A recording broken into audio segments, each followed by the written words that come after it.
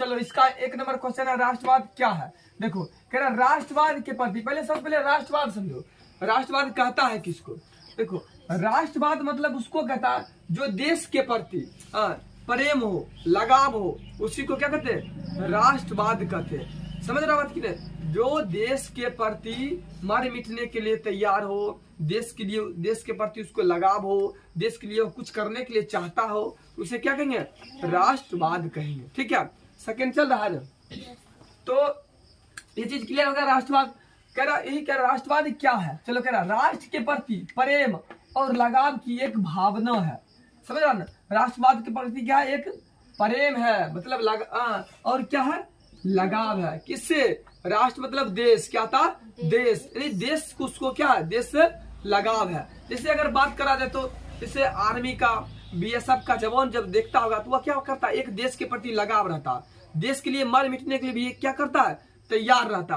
तो हम उसको कह सकते हैं राष्ट्रवाद है। हम लोग भी एक तरह अगर देश के प्रति कुछ करना चाहते हैं तो वो भी क्या कहलाएगा? राष्ट्रवाद कहलाएगा। ठीक है, तो ये कह रहा राष्ट्रवाद के प्रति प्रेम और लगाव की एक भावना है जो किसी विशेष भौगोलिक, क्या है? जो किसी विशेष भौगोलिक, देखो भौगोलिक मतलब क्या होता है?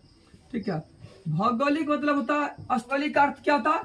जमीन के स्तर पर, किसी के स्तर पर? जमीन के स्तर पर और स्थान के स्तर पर। ठीक है, जैसे अगर बात करें जैसे भौगोलिक में कौन कौन जैसे आ गया?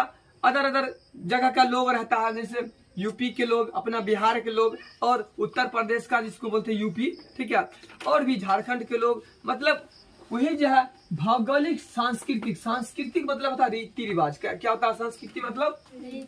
सांस्कृतिक मतलब होता है रीति रिवाज, जो रीति रिवाज से चलता है। ठीक है, भौगोलिक मतलब समझ लीजिए स्थान के प्रति या जमीनी के स्तर पर। ठीक है, या सामाजिक के क्षेत्र में, सामाजिक गांव समाज में जो लोग रहता है उसी को सामाजिक क्षेत्र बोला जाता है। ठीक है, सामाजिक के क्षेत्र में रहने वाले लोग में एकता, क्या है? एकता मतलब समझ रहा है?